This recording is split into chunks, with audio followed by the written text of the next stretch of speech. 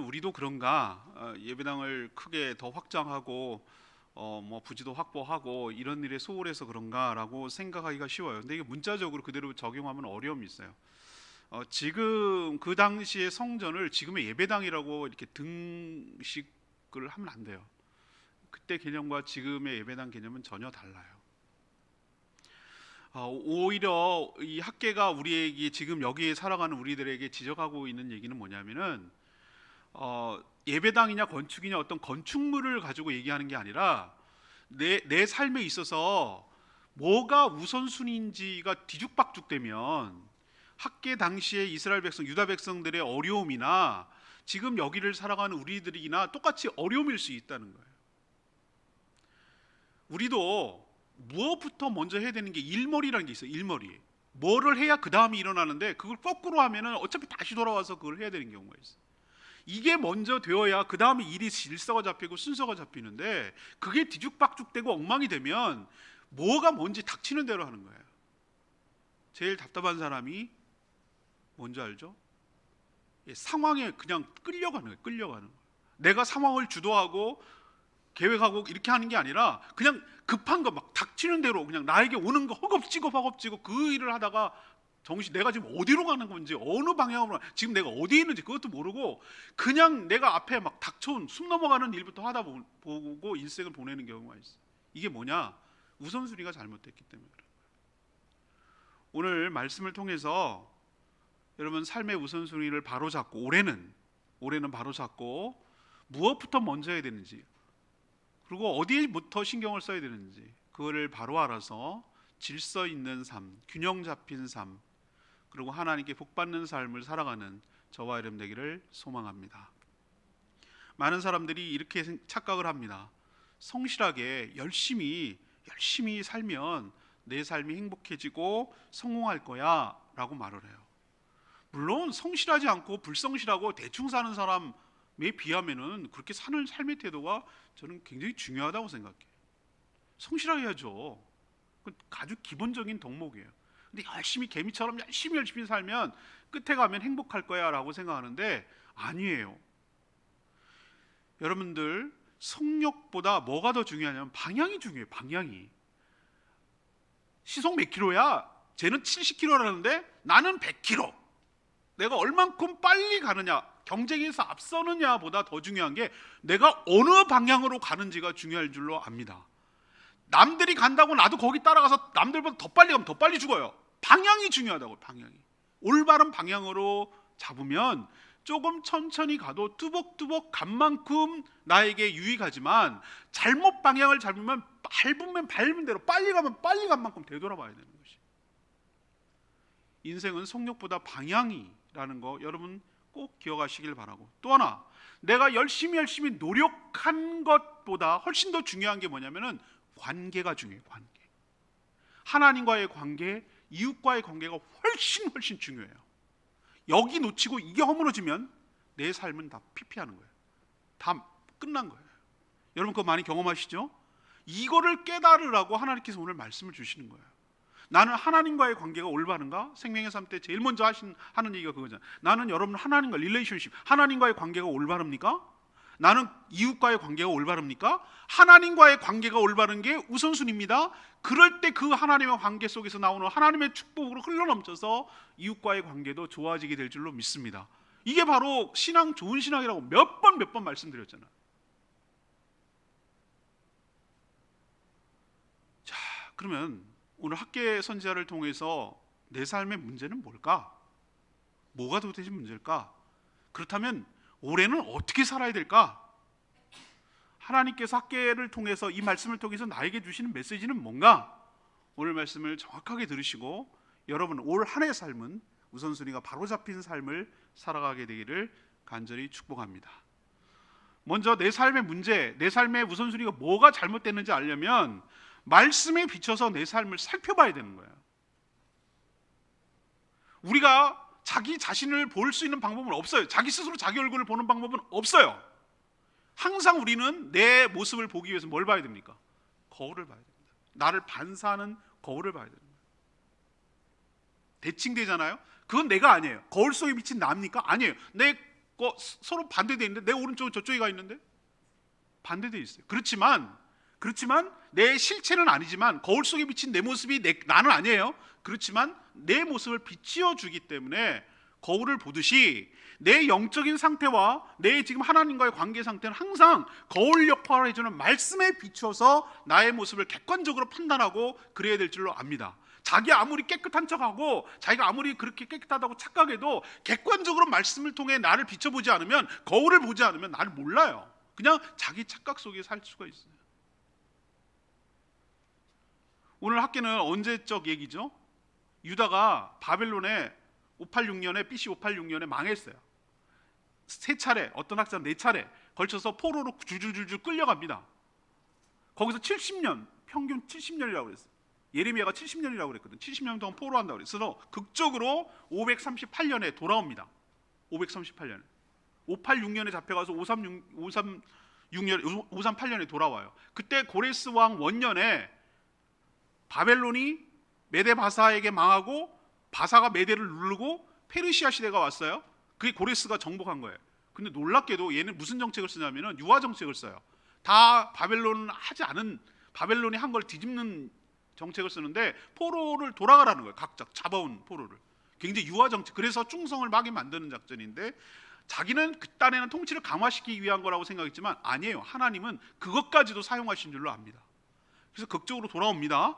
처음에는 어떻겠어요? 이 꿈 같은 얘기가 이루어지니까, 현실적으로 이루어지니까 말도 안 되는 일이 벌어졌거든요.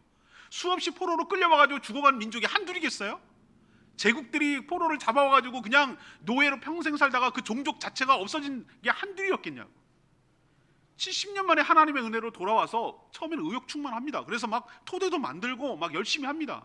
근데 왜인걸? 유다가 크는 거를 싫어하는 주변 나라들이 엄청 많았어요. 특히 사마리아는 아수르한테 망해가지고 여러 가지 이주 정책 따라서 혼혈된 종족이었어요. 정통성을 잃었어요. 그러니까 얘네가 크면 자기의 세력이 약화지는 거예요. 그래서 사사건건 방해하는 거예요. 맨 처음에 같이 하자.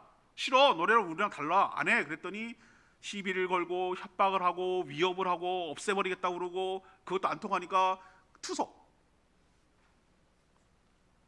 바사왕에게 투서를 하고. 그래서 봉사가 18년에 시작했는데 뭔지 지은지 짓지 못한 지가 그런데 한 1년 하다가 중단돼 버렸어요. 제가 길에 쭉 가다 보면요. 여러분 그거 흉물스러운 거 봅니까? 뼈대는 올라가서 콘크리트 해가지고 철근까지 올라갔는데 몇 년 동안 방치해가지고 얼마나 흉물스러운 거 가끔 보죠? 서귀포 가면 대표적인 예래단지. 거기 가면 아우 저 좋은 경관을 저기 뭐냐고 이런 거 많이 있어요. 뭐 유치권 행사 막 이러면서 시작은 했으나 중단된, 아주 안 한 것보다 못한 흉물스러운 그런 상태였어요. 지금 여러 가지 이유가 있겠죠. 자금이 없다든지 뭐 송사가 됐다든지 그래서 방해 때문에 중단됐어요. 그러고 나서 16년 동안 차일 피일 허송세월하고 미뤄졌어요. 그냥 방치됐어요. 흉물스럽게 그냥 놔둔 거예요. 그리고 그들이 하는 말이 이런 말을 하는 거예요. 오늘 2절이 하는 말이에요. 그들이 하는 말이에요. 백성들이, 하나님께서 하시는 말씀이에요. 그들의 말을 인용하는 말이에요. 백성들이 말하기를 여호와의 성전 건축할 시기가 이르지 아니하였다. 이렇게 말한다는 거예요. 백성들이. 이게 사실일까요? 예, 사실일 수 있습니다. 포로에 귀환했는데 여전히 페르시아의 식민지로 남아있는데 경제가 원활하게 돌아갈 리가 있어요? 주변 나라들이 얼마나 방해를 하는데, 사마리아 특히 방해하는데 안팎으로 어려운 거예요. 안팎으로. 안으로는 산업 기반이 완전히 무너지고 손 놓고 완전히 황폐화된 것을 다시 맨 땅에서 불난 집에다가 다시 이렇게 세우려니 얼마나 힘들겠어요. 안쪽으로는. 바깥쪽으로는 도와줘야 될 판인데 도와주지 않고 사사건건 방해하는 안팎의 어려움이 있던 게 사실이에요. 이들 백성들이 말하는 게 사실일 수도 있어요. 때가 아니야.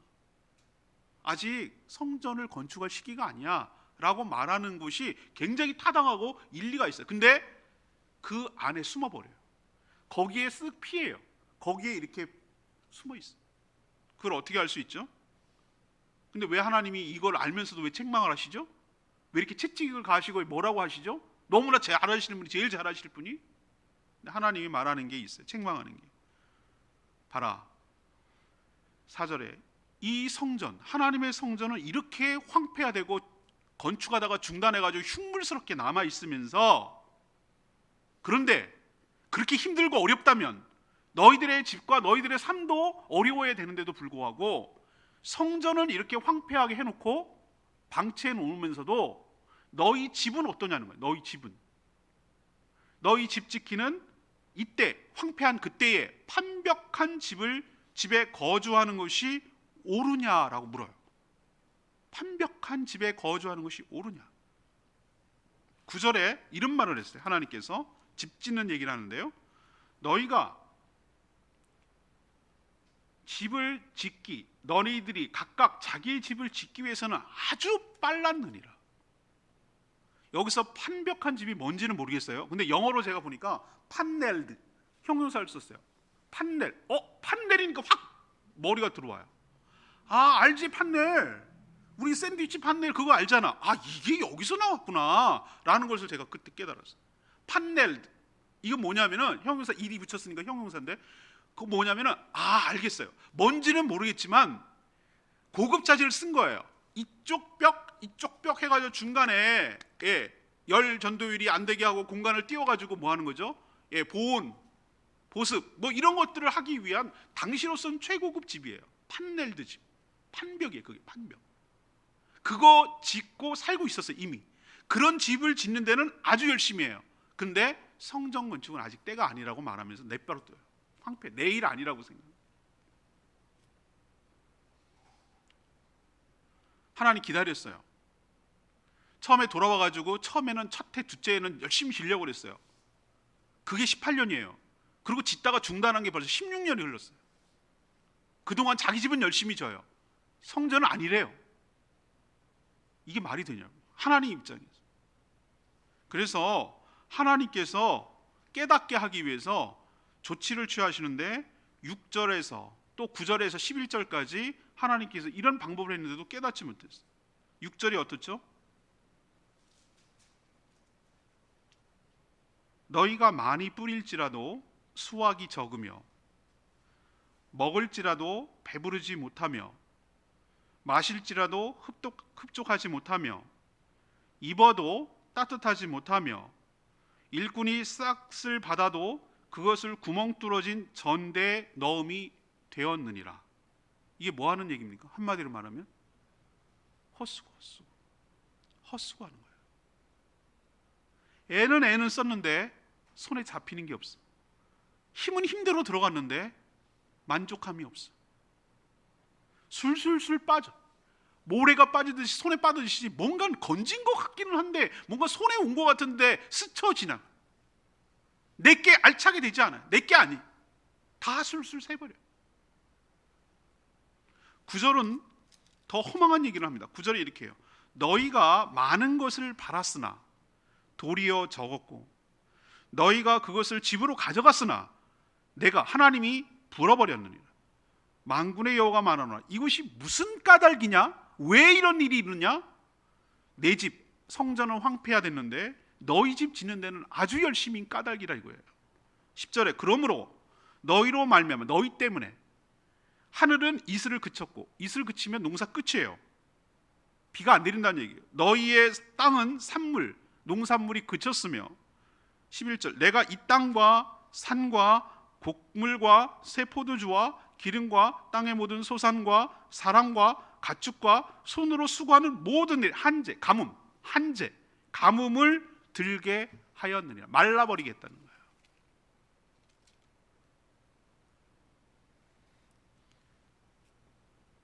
하나님 좋으신 분이라며요.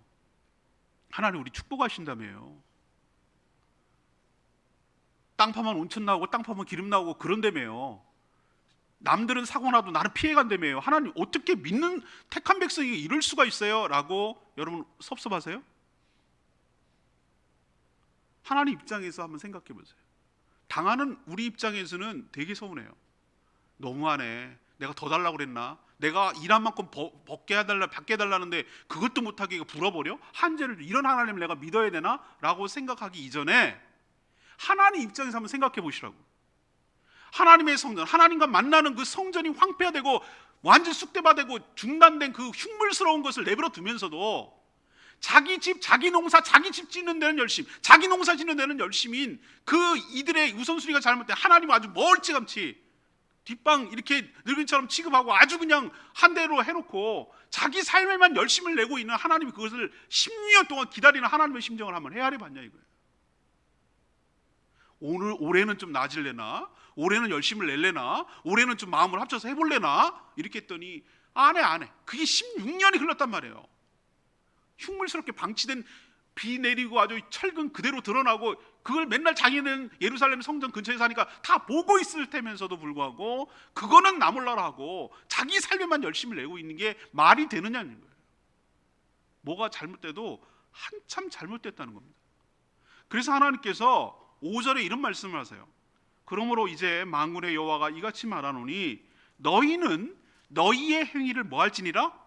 살필지니라. 뭘 근거로? 하나님 말씀과 지금 벌어지는 상황을 근거로 살펴보라는 거예요. 7절에 한번 또 하나님께서 얘기하세요. 만군의 여호와가 말하노니 너희는 자기의 행위를 살필지니라. 너희 행위를, 너희 삶의 형태를, 지금 삶의 어려움 이유를 무슨 까닭으로 이러는지를 한번 좀 살펴보고 생각해보라는 거예요.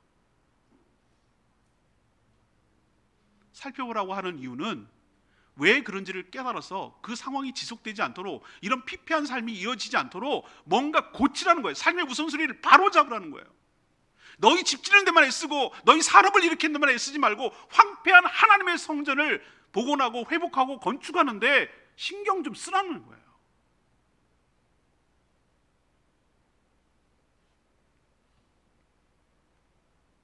서두에 말씀드리지만 지금 이 얘기가 예배당 건축하라는 얘기가 아니에요. 우린 건축할 지금 때도 아니에요.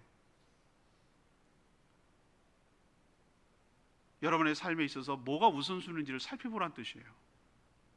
작년에 애 많이 쓰셨죠? 압니다 제가. 여러분들 힘이 지나도록 열심히 애를 쓰신 거 제가 알고 있어요.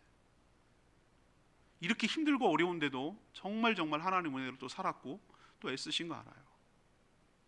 근데 오늘 말씀을 비춰보니까 애는 참 열심히 쓰는데 정말 잘 살아보려고 내가 떵떵거리고 살겠다는 것도 아니고 그냥 처자식 먹여 살리고 그냥 굶지 않고 그냥 어떻게 살아보겠다고 애를 썼는데 왜 내 손에 잡히는 게 없을까? 왜 이렇게 일이 안 될까? 왜 이렇게 술술 새는 것 같을까? 왜 이렇게 어려울까? 이런 생각이 드시걸랑 오늘 말씀을 통해서 이게 문제였구나. 내 삶의 우선순위가 문제였구나. 이걸 깨달으시고 이걸 바꾸고 회개하고 고치고 우선순위를 바로잡는 저와 여러분 되기를 소망합니다. 이것을 우리에게 적용하면 이거예요. 영상에도 말씀드렸지만 예수님 말씀하셨어요. 너는 뭘 먹을까? 뭘 입을까? 뭘 마실까? 이거에만 신경 쓰지 마라. 그건 이방인들이 구하는 것이다. 안 믿는 사람들이 그걸 구하는 것이다. 그건 삶의 수단이다. 너희는 먼저 그의 나라와 그의 의를 구하라. 그리하면 이 모든 것을 너희에게 더하시리라. 우선순위가 잘못됐어요. 우리에게 이 유다 백성에게 먼저 중요한 것은 하나님의 택한 제사장 나라예요. 하나님의 택한 백성이에요. 딴 민족으로 어떻게 그렇게 살아도 자기 집 짓고 자기 산업 일으키고 이런 거에 매몰돼서 살 수 있어요. 그러나 너희는 달라야 된다는 거예요. 먼저 그거 하지 말란 뜻 아니에요. 생업 팽겨치고 집도 없이 그냥 거지같이 한 데서 살라는 거 아니에요. 먼저 하나님의 나라가 이 땅에 임하기를, 그의 의로움이 나를 통하여 실현되기를, 거기에 먼저 신경을 쓰면, 사명이 먼저 가면, 목적이 먼저 가면, 그게 우선순위를 삼으면 그 사명을 이루고 그 목적을 이루는 데 필요한 삶의 수단들, 먹고 살아가는 모든 뭘 먹을까, 뭘 입을까, 뭘 마실까 하는 모든 삶의 수단들은 하나님께서 책임져 주실 줄로 믿습니다. 그런데 그걸 깨닫지 못하고 삶의 수단이 나의 목적이 돼버렸어. 뭘 먹지, 뭘 마시지, 어떻게 잘 살지, 어떻게 하면 수입이 더 생기지, 어떻게 하면 더 잘 먹고 잘 살지, 여기에 매몰되니까 하나님의 사명, 하나님이 그의 나라와 그의 의를 구하라는 그 사명을 뒷전으로 밀리니까, 우선순위가 잘못되니까 이게 잘 될 것 같은데 그러면 이것부터 신경 쓰면은 아니요. 그래? 그럼 네 마음대로 한번 살아봐라 이거야. 애써보라 이거야. 하나님이 복 주시고 하나님께서 막아주셔야 우리 산업이 잘 되고 내게 될 줄로 믿습니다. 복의 근원은 하나님께 있는 줄로 믿습니다. 하나님이 내려주시고 하나님 막아주셔야 된다고요. 그래야 내게 된다고요. 하나님이 터뜨리고 하나님이 세게 하면 아무리 애는 쓰고 쓰는 대로 헛수고 허망해. 남겨지는 게 없어. 이거 오늘 명심하셔야 돼요. 올해 또 이렇게도 말했는데도, 이렇게 말씀을 통해 비춰보라고 했는데도 불구하고 똑같이 작년처럼 지금처럼 똑같이 이렇게 산다면 올해도 하나도 달라질 게 없어요. 죽으라고 애는 쓸 거예요. 병들고 늙고 아프고 힘들고 뭔가 건진 것 같아. 크게 뒤돌아보니 하나도 남는 게 없어. 이런 패턴 반복하지 마시고 내 삶의 우선순위를 재정립하는, 먼저 그의 나라와 그의 의를 구하는, 목적이 나의 삶을 이끌어가게 하는, 수단이 나의 목적이 되지 않는 삶이 되기를 간절히 축복합니다. 두 번째, 먼저 교회를 세우는 데 힘써야 됩니다.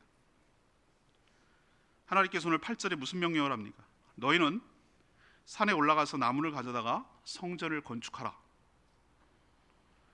하나님 왜 이렇게 성전에 목숨을 거셔요? 우리 힘들게 사는 거 안 보이세요? 라고 말할 수 있겠죠. 성전 일은 꼭 내일 안 같거든. 내일 같지 않거든요. 그건 목사님이나 하는 얘기고, 그거는 대제사장이나 총독이 할 일이지, 나는 내가 먹고 살기 바빠 죽겠는데 그건 나랑 상관없는 것처럼 보이거든. 잘 되면 좋지만 그건 내가 내 일 아닌 것 같거든. 근데 하나님께서 이것부터 하라는 거예요. 왜 성전을 이렇게 건축하라고 하시는지 여러분 그 이유를 아시겠어요? 성전이 하나님의 집처럼 번듯한 게 있어가지고 하나님 그 흐뭇하시고 아이고 잘했네 이러고 때문에 그러시는 거예요? 아니, 그렇다면 여러분 정말 착각하신 거예요. 성전의 기능 중에 가장 핵심이 뭡니까? 제사 기능이에요. 여러 가지 동물의 희생 제사를 통해서 우리의 더럽고 추악한 모든 죄가 깨끗하게 씻겨지는 은혜가 있는 줄로 압니다. 우리가 하나님께 온전히 헌신을 드림으로 인하여 하늘의 복이 우리 삶에 내리게 하는 통로와 매개가 되는 것이 하나님의 성전이기 때문인 줄로 그렇습니다. 성전이 근데 황폐화돼서 제사 기능, 이런 모든 기능이 마비되고 중단되어 있는 상태에서, 다시 말해서 하나님과의 관계가 깨진 상태에서 다른 무엇을 한들 그것이 내 것이 되겠느냐는 거예요, 하나님께서. 그래서 성전을 지으라는 것은 건축을 하라는 얘기가, 건물을 지으라는 것이 아니라 깨어지고 망가지고 무너진 하나님의 관계부터 회복하라는 뜻인 줄로 믿습니다. 이게 되어야 내 삶이 축복이 있기 때문에 하나님이 나무를 가져다가 네가 해야 되는 거야. 남이 하는 일이 아니야. 네가 수고로움을 헌신을 해야 되는 거야. 네가 나무하러 가야 되는 거야. 베어와야 되고 잘라야 되고 다듬어야 되고 하는 일은, 헌신은 내가 먼저 있어야 되는 거야. 이게 내 수고가 따라와야 되는 거야. 이것부터 하라는 거야. 하나님께서 약속하신 것이 있어요. 그 성전을 건축하면 그것으로 말미암아, 그것 때문에 하나님께서 8절 후반부에 그것으로 말미암아 하나님이 기뻐하시고 또 하나님께서 영광을 얻으실 줄로 믿습니다. 이게 사람의 본분인 줄 압니다. 우리가 사람이 왜 존재합니까? 하나님을 기쁘시게, 우리의 삶을 통해 하나님께 영광이, 칭송이 돌아가도록 하는 게 사람의 본분인 줄로 믿습니다. 성전을 건축하면 관계가 회복돼서 하나님의 기쁨이 되고 하나님께 영광 돌리는 삶을 살도록 복 내려주겠다, 내 삶의 본분으로 돌아가게 해주겠다, 관계가 회복되겠다라는 하나님의 약속의 말씀인 줄로 압니다. 다시 말하지만 성전 건축의 의미는 예배당 건축이 아니에요. 그러나 우리가 이 말씀을 우리에게 적용하자면 전 두 가지로 해석합니다. 성전, 너희 몸이 하나님이 거하시는 성전인지 알지 못하느냐. 먼저 우리 개인적으로 신경 써야 될 것은 우리 삶이, 우리 이 몸이, 이 바디, 몸으로 행하는 모든 것들, 내 안에 거룩한 하나님의 성령이 계신 줄로 믿습니다. 내가 성전인 줄로 믿습니다. 내 삶의 성전이, 내 몸이, 내 삶이 무너졌어. 하나님 관계가 무너졌어. 예배가 무너지고 기도가 무너지고 하나님을 만나는 게 무너져 버렸어. 하나님이 있지만 하나님 안 계시다는 뜻이 아니에요. 그렇지만 하나님 만나는 게 채널이 끊어졌어. 예배도 기도도 하나님의 임재도 하나님의 성령 충만도 없는 상태에서 내가 무엇을 한들 이것이 제대로 될 리가 없다는 거예요. 여기서 성전을 건축하라고 말하는 것은 여러분의 무너진 신앙 체계를 다시 세우라는 하나님의 명령인 줄로 믿습니다. 하나님이 임재하고 계신 것을 느껴지도록, 하나님과 동행하는 삶을 살도록 예배가, 기도가, 삶이 거룩하게 회복되라는 뜻이에요. 또 하나, 내 하나와 내가 모여있는 공동체를 교회 공동체라고 해요. 우리가 세포가 수조 개가 우리 모여서 우리 몸을 이루고 있는데, 한 세포는 나만의 독특한 DNA가 있어요. 그 DNA가 반란을 일으키면 그게 바로 암세포가 되는 거예요. 우리 수조 개의 세포는 다 똑같은 DNA로 이루어졌어요. 나라면. 마찬가지로 여러분 각자에게는 예수 그리스도, 똑같은 성령이 여러분 안에, 몸 안에 들어있는 줄로 믿습니다. 근데 세포 하나가 존재하는 것이 아니라 세포가 모여서 몸을 이루듯이, 우리 성도들은 한 사람 한 사람이 다 똑같은 성령을 받았지만 홀로 존재하는 것이 아니라 모여서 연결되고 연합되어서 몸으로, 그리스도의 몸인 교회로 존재하는 줄로 믿습니다. 그렇기 때문에 우리는 뭐에 신경을 써야 되냐면은, 개인적으로 보면 우리 한 사람 한 사람이 하나님의 성전으로 회복될 수 있도록 무너진 성전을 다시 세우는 일부터 해야 되는 것이 맞고, 우리 교회적으로 보면 우리 교회가 하나님을 예배하고 하나님을 찬양하고 하나님을 전하고 하나님과 동행하는 삶을 사도록 무너진 교회를 회복시키는 것이 먼저여야 할 줄로 믿습니다. 그래서 여러분들에게 오늘 이 말씀을 예배당을 증축하고 확장하라는 개념으로 받지 말고, 내가 어디부터 관심을 써야 되고 어디부터 마음을 두어야 되는지를 다시 회복하는 시간을 되기를 원해요. 중단돼 버렸고 내 우선순위에서 밀려났던 성전, 내 몸과 우리 교회부터 세워질 때, 그것이 내 삶과 별개의 문제가 아니라 오늘 영상에서 말했지만 교회와 내 삶은 같이 가는 거예요. 교회가 엉망이 돼 내 삶이 축복될 리가 없어요. 내 몸이 내 하나님과의 관계가 엉망이 돼 내 삶이 잘 될 리가 없어요. 같이 가는 거예요. 남의 일이 아니에요. 여러분들, 내가 존재하는 것은 교회 안에 내가 존재하는 거예요. 이 뜻 아시겠어요? 세포가 몸 안에 존재하듯이, 붙어있듯이 나는 나 혼자 존재하지 않아요. 나는 교회 안에 내가 존재하는 줄로 믿습니다. 교회가 잘 되는 것이, 교회가 하나님 앞에 온전히 서는 것이 내가 바로 그렇게 서는 거예요. 교회를 먼저 생각하는 거, 이게 바로 내가 잘 되는 거예요.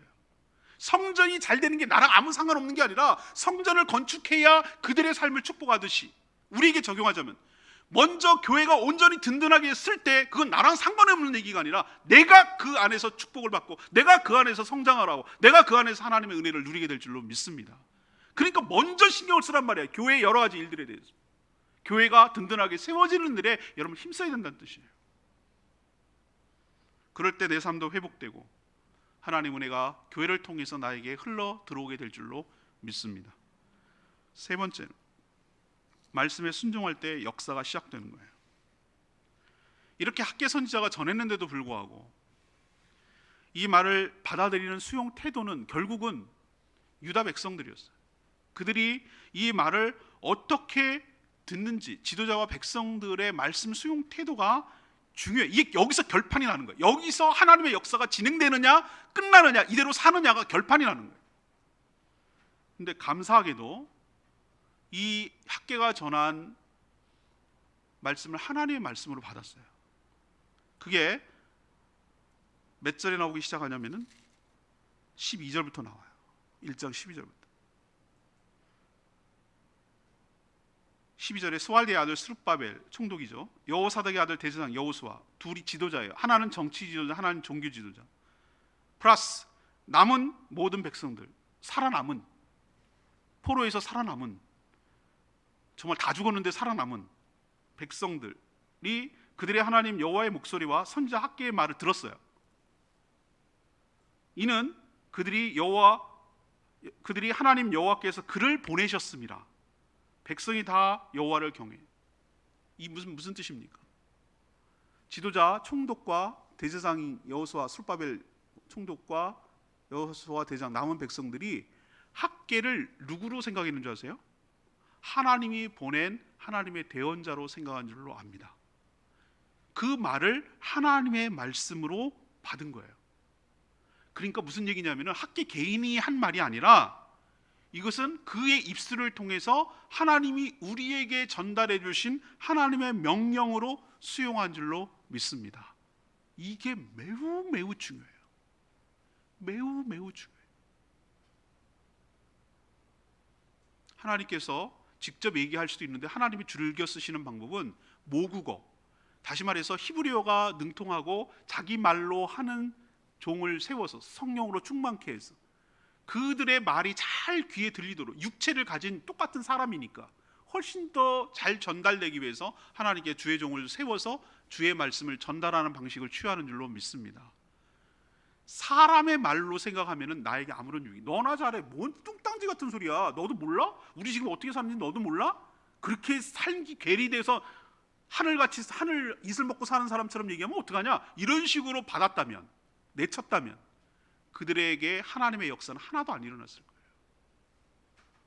그래, 우리가 뭔가 잘못 산 것 같아, 그 말이 맞네, 우리가 애를 쓰고, 그래 우리는 판넬 좋은 집에서 살면서 하나님 저게 뭐냐, 이건 아닌 것 같아. 우리가 왜 애를 썼는데 왜 이렇게 소작물이 없지? 왜 이렇게 건지는 게 없지?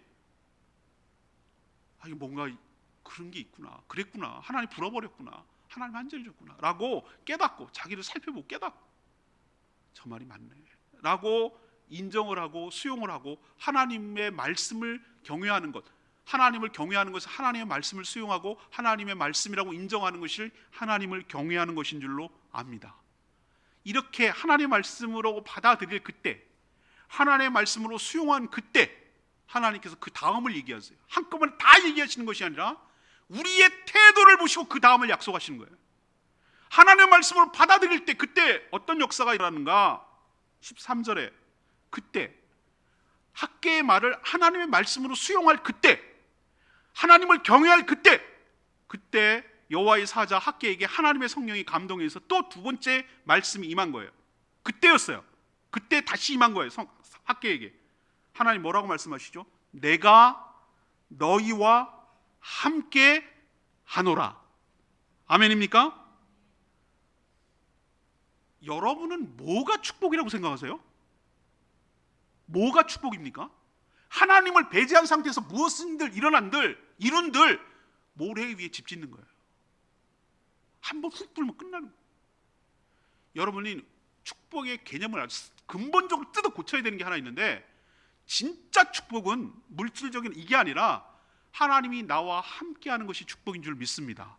임마누엘 대신 하나님이 나와 함께 하시는 것이 축복이에요. 임재, 하나님의 임재, 하나님이 나와 함께 한다는 건 하나님 관계가 회복됐다는 뜻이거든요. 이게 최고의 축복, 인간이 누릴 수 있는 최고의 축복인 줄로 믿습니다. 그들이 하나님의 말씀을 수용하고 회개하고 돌이키고 하나님의 말씀을 받아들이고 시작할 때, 그때 내가 너희와 함께 하노라 라는 놀라운 축복이 그들에게도 있을 것이고, 말씀을 여러분이 수용하는 여러분들에게도 있게 될 줄로 믿습니다. 그럼 하나님이 임재하면 어떤 역사가 일어나는데, 지금 제가 순차적으로 말씀드리는 거예요.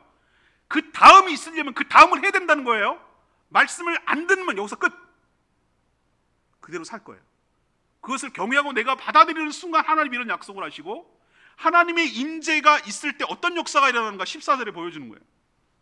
여호와께 스발디아 아들 유다 총독 스룹바벨 마음, 여호사닥의 아들 대제사장 여호수아의 마음, 남은 모든 백성들의 마음을 뭐 하심에? 감동시키심에, 감동시키심에 그들이 와서 만군의 여호와의 그들의 하나님의 성전 공사를 시작하니라. 아멘입니까? 하나님이 우리와 임재하시면은 우리 안에 변화가 일어나는데, 성령께서 감화와 감동을 시켜주실 줄로 믿습니다. 삶에 의욕도 없고 뭐가 우선순위인지도 모르겠고 뒤죽박죽된 삶이 질서가 잡히고 정리가 되기 시작하고, 그냥 이래도 흐느적거리고 저래도 동기부여가 안 되고 할 의욕도 떨어지고 삶에 뭐 재미도 없고 뭘 해야 되는지 목적의식도 없고 그냥 사는 거지 뭐라고 흐리멍텅 썩은 동태 눈처럼 그렇게 살아가는 그들에게 성령이 임하고 성령이 감동하면 생기가 나는 거예요. 할 의욕이 생기는 거예요. 뭐부터 해야 하고 싶은 그런 마음이 생기는 거예요. 하나님께서 마음에 소원을 두시고 그 소원을 이룬다고 하셨어요. 없던 소원이 생기고 어떤 의욕이 생기고 뭐부터 해야 되겠다는 마음의 감동이 일어나는 게 바로 성령의 감화 감동인데, 그는 하나님이 임재할 때만이 가능한 거예요. 성령이 감화 감동하니까 그들이 움직이기 시작해요. 삶이 달라졌어요. 16년, 길게 잡으면 18년 동안 방치되었던 그 성전의 성전 건축을 시작하는 거예요. 처음에 학계의 선지자가 성령의 감동을 받아서 책망하고 했던 게 6월 1일이에요. 초하루 6월 1일. 성전 건축을 시작한 날이 며칠이에요? 오늘 15절에 보니까 6월 24일. 24일 만에 1일 날 해서 그런 얘기를 쭉 하니까 24일 만에 공사가 18년 동안, 짧게는 16년 동안 중단됐던 그 성전이 24일 만에 다시 시작하는 놀라운 역사가 일어나게 될 줄로 믿습니다. 때가 아니라고요? 그게 핑계였어요.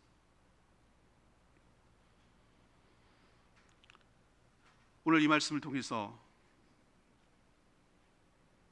우리 성도들이, 총독도 그렇고 대제사장들도 그렇고 남은 백성들도 그렇고, 하나님의 말씀을 우리가 하나님의 말씀으로 믿고 받을 때, 말씀이 우리를 들리는데 난 이게 놀라운 하나님의 신비라고 생각하거든요. 나는 내 귀에 음파에 고막을 딱딱딱딱 때려가지고 내가 들리는 것처럼 보이지만, 말씀을 듣는다는 것은 말씀이 내 안으로 들어오는 것인 줄로 믿습니다.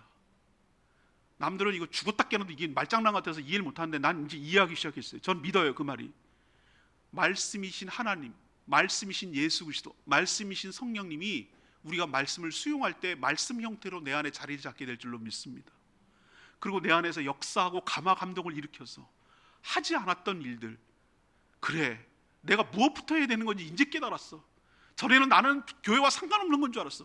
교회가 성장하고 부흥하고 단단해지는 것이 나랑 아무런 상관이 없는 줄 알았어. 근데 그거는 나랑 깊이 연관되어 있었구나. 교회가 잘 되어 내가 잘 되는 거구나. 교회가 든든히 서갈 때 내 삶도 잘 되는 거구나 라는 것을 깨달으셨다면, 그 마음의 감동이 일어났다면, 여러분의 삶의 우선순위를 바꾸시고 올해는 무엇부터 먼저 신경 쓰고 무엇부터 먼저 해야 되는지를 알으셔서 질서 있는 삶, 균형 잡힌 삶, 우선순위가 바로 잡힌 삶을 살게 되기를 간절히 바라고, 안 하던 일 하나님의 역사를 시작하는, 그리고 기적이 연출되는 축복이 우리 교회 가운데, 여러분 가정 가운데, 여러분 삶 가운데 있게 되기를 간절히 축복합니다. 저희 고신교단은 SFC, Student for Christ, 앞자만 돼서 SFC, 주님을 위한 학생들이라는 선교단체가 있어요. 저희 교회도 후원하고 있고 수많은 간사들이 많이 활동하고 있어요. 캠퍼스마다 CCC가 대표적으로 알고 있는데 SFC도 있어요. SFC 강령이 뭐냐면 기초 뼈대 같은 모토, 하나님 중심, 성경 중심, 교회 중심. 이게 강령이에요. 하나님 중심, 성경 중심, 교회 중심. 우리도 그래야 될 줄로 믿습니다. 오늘 여러분에게 던지는 질문은 그거예요. 여러분의 강령은 뭐냐는 거예요. 여러분 안에 중심에 뭐가 있는 거예요? 뭐부터 중심이라는 거예요? 뭐부터 가족, 내 자식, 내 직장, 이게 여러분의 우선순위입니까? 그래서 내가 지금 이렇게 사는 거예요. 하나님 중심, 성경 중심, 교회 중심으로 살면 나는 껍데기냐? 나는 일꾼이냐? 나는 부려먹는 거냐? 그게 사단이 주는 잘못된 생각이에요. 그렇게 살면 내 삶을 하나님께서 책임져 주실 줄로 믿습니다. 우선순위를 바로 잡으란 말이에요. 오늘 말씀을 정리하면, 작년까지 이건 아니다, 이건 뭐가 잘못된 것 같긴 한데 뭔지 모르겠지만 분명히 이건 아니다 라고 생각이 드시걸랑, 내가 예수 잘 믿고 잘 될 줄 알았더니 원망하거나 내 인생은 틀렸어 좌절하거나 그러지 마시고 오늘 말씀에 내 삶을 비춰보시기를 바랍니다. 오늘 하나님께서 5절 7절에 뭐라고 하셨죠? 너희 행위를 살펴볼지니라. 자기의 행위를 살펴볼지니라. 말씀을 비춰보시고 문제를 정확하게 진단하시고 그 문제를 정확하게 인식하시고 문제의식을 가지시고 이 문제부터 해결되어야, 바로 잡아야 내 인생도 바로 잡히겠구나 라고 생각하시는 이 시간 되기를 원합니다. 또 내 삶과 교회는 어떤 관계에 있는지를 잘 보셔야 돼요. 상관관계가 아주 깊어요. 그냥 교회는 교회대로 내가 할 바가 아니라고, 이 정도만 하면 나는 나로선 최선이라고, 그건 목사님이 하는 일이지 난 아니라고, 누구 집사님만 하는 거지 나는 아니라고, 이렇게 생각했던 것도 뜯어 고치지 않는 한 여러분 삶은 작년처럼 살 거예요. 고치셔야 돼요. 바꾸셔야 되고요. 올해도 그렇게 살지 않으시려면 바꾸셔야 된다고. 교회 중심이라고 해서 교회만 내내 살라는 얘기가 아니에요. 내 삶에 가장 먼저 신경을 쓰는 게 뭔지를 보란 말이에요. 나와는 아무런 상관없이 알아서 굴러가겠지 뭐. 이릇단 외인 같은 생각을 하고 있는 한 여러분의 삶을 피폐하는 데서 벗어날 수가 없어요. 같이 가는 거예요. 공동체 안에 내가 있는 거예요. 교회 안에 내가 있는 거예요. 공동체가 잘 될 때 나도 잘 되는 거예요. 따로 가는 게 아니에요. 같이 가는 운명 공동체. 그러니 올 한 해 교회 중심, 하나님 나라 먼저, 이것부터 생각하시는 저와 여러분 되기를 소망합니다. 여러분, 말씀을 받는 태도가 어떤지 살펴보셔야 돼요. 이 유다 백성들이 삭개 선지자가 전달한 이 말씀을 정말 감사하게도, 이건 하나님의 은혜지만 하나님의 말씀을 받았어요. 만약에 이런 상태에서도 거절하고 거부했다면 그 모양 그 꼴로 살았겠죠. 그렇지만 그 말씀을, 하나님의 말씀을 받고 경외하기 시작했어요. 내 걸로 수용했어요. 그러자 성령의 감동 감화가 있었고 하나님의 역사가 시작됐어요. 우리 안에서 새 역사를 시작하게 하려면 하나님께서 나와 함께 하시고 성령의 감화 감동이 있을 때 가능하게 될 줄로 믿습니다. 올 한 해 성령 충만함으로 새 역사를 이루는 우리 교회가 되기를 간절히 소망합니다. 오늘 말씀 붙들고 기도하기 전에 692장